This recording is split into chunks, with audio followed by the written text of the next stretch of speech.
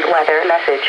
The National Weather Service in Cleveland has issued a severe thunderstorm warning for northern Mahoning County, southern Trumbull County, until 4:45 p.m. Eastern Daylight Time. At 3:52 p.m. Eastern Daylight Time, National Weather Service Doppler radar indicated a severe thunderstorm capable of producing quarter-size hail and damaging winds in excess of 60 miles per hour. This storm was located near Lordstown and moving east at 30 miles per hour.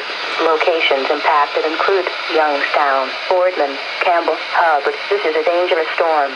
Seek shelter inside now and stay away from windows.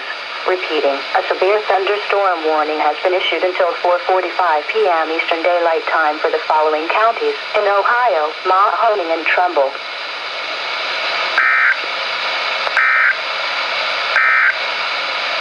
Urgent weather message.